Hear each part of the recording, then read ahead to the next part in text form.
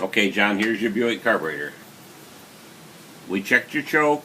It's working properly. And when you get it on there, you got your heat tube hooked up, you loosen up these 3 screws, and you turn that whichever way it takes it, so that that butterfly right there just touches. You don't have to crank it way over there.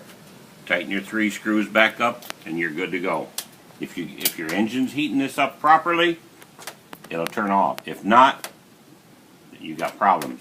Most people convert it over to electric, but I know you're probably not that kind of a guy. You want to keep it original. Alrighty. In here is some parts missing out of there, which was causing the erratic behavior. 1 minute it would test good, the next minute it would test bad. Okay, we're going to also, your situation about your vacuum, I guess you either got leak in here in your gasket, you got some leaks in the intake, or you're leaving off some of these ports here unplugged or whatever. But the carburetor is working properly. Number 1, the carburetor does not produce vacuum. So the vacuum is produced by the engine.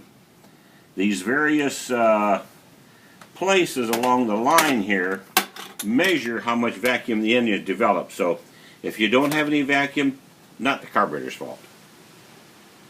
All the carburetor does is mix the proper portion of fuel and gasoline to cause an explosion. This one here, on the computer, when it starts up, there'll be a red dot. That will calculate what's coming out the exhaust of this engine through that computer.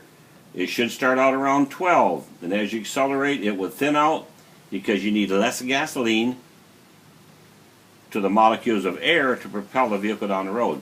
Now, the carburetor being designed for leaded fuel, the passages were microscopically smaller because alcohol is 2.47 times larger molecules, so we have to alter the passages internally to get the additional flow of the ethanol-based fuel in there to give you your proper ratio, your proper mixture, so which in turn gives you your proper performance.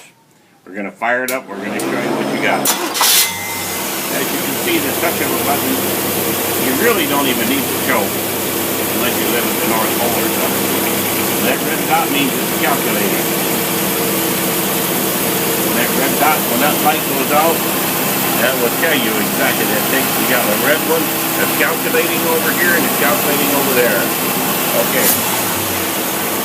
Okay, you're running about 12 parts there at the idle. When you rev it up, you're coming back to about 13 and a half, which, as I told you, it will decrease, which gives you your good gas mileage. It'll go all the way up to about 14, which is the atmospheric pressure at sea level. Now we're going to accelerate. Okay, now we're going to perform a high pressure test. And we're going to get, oh, by the way, here's your vacuum reading.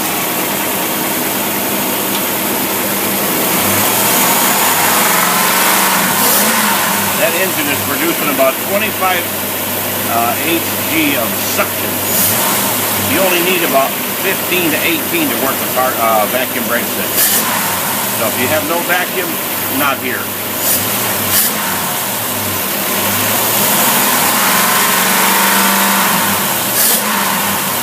Now see, the atmospheric pressure outside right now is low.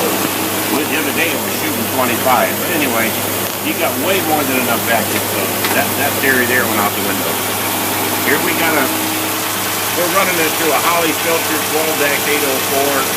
We're running 3 pounds. And some of these carburetors that have a small chamber in here, that thing will get extremely rich and sometimes stall the motor out. This carburetor here was built big enough, the chamber is big enough, it will handle up to about a 7-pound pressure. 3 pounds is perfect. You got a perfect running unit, I'm going to run inside and get your money or I'll send you a bill.